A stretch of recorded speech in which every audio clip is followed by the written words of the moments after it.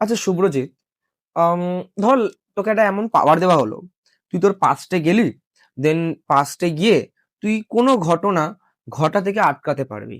এরকম যদি তোকে কোনো পাওয়ার দেওয়া হয়, তাহলে সেই পাওয়ারটা ইউজ করে তুই এমন কোন ঘটনা আছে যে ঘটনাটাকে তুই আটকাবি?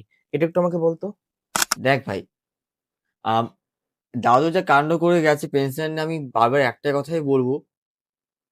দাদুর অনেক জায়গায় ভুল করে গেছে পেনশনের মধ্যে। লাইক নামের মতো অনেক ভুল টুল করে গেছে, অনেক অনেক গন্ডগোল করে গেছে।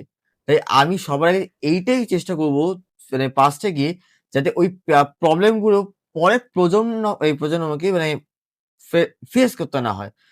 কেন কি, দাদু চলে গেছে অনেকদিন হয়ে গেল, দিদাও চলে গেছে অনেকদিন হয়ে গেল, আর এটা যেন ভুক্তভোগী কারা হতে হচ্ছে, আমরাই তো। সব যদি ঠিকঠাক যদি করে যেত, তাহলে এই প্রবলেমটা এখন মানে ফেস করতে হতো না। তাই সবার কাছে আমার এটা হাত জোর করে অনুরোধ, যাই সিচুয়েশন হোক না কেন আপনারা সাবধানে হ্যান্ডেল করবেন। আর আপনারা চেষ্টা করবেন যাতে এই ভুলগুলো যেন না হয়, কারণ কি এই ভুলগুলো যখনই করবেন, মানে ফেস করতে হবে আপনার, মানে ফিউচার যে জেনারেশন আসবে তাদের কি, আপনাদের কিচ্ছু হবে না, আপনারা তো নিজেদের মতো চলে যাবেন, কিন্তু আপনার পরে যে মানে প্রজন্ম আসবে, তাদের কিন্তু এই প্রবলেমগুলো ফেস করতে হবে। ঠিক। তাহলে এইখান থেকে আপনারা কি বুঝলেন?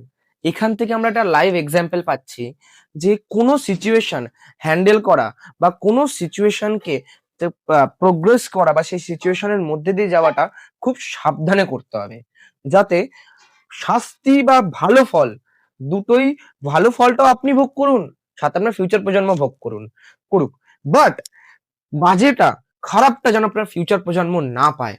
তার জন্য এটার জন্যই আজকে সুবরিত দাদু এত বড় ভুল করেছে বলেই আজকে এদের এই অবস্থা। তাই এইখান থেকে একটা কথা মাইন্ডেড একদম ঢুকিয়ে নিন মাথায়, যে কোনো কাজ করবেন খুব সাবধানে করবেন, কারণ এখনকার ফিউচার প্রজন্ম কিন্তু জানে না যে আপনি কি ভুল করছেন, সেটাকে ঠিক কিভাবে করতে হবে সেটা জেনে তারা আসছে না অলরেডি। তাই প্লিজ একটু প্রেশারটা তাদের উপর দেওয়াটা কমিয়ে দিন।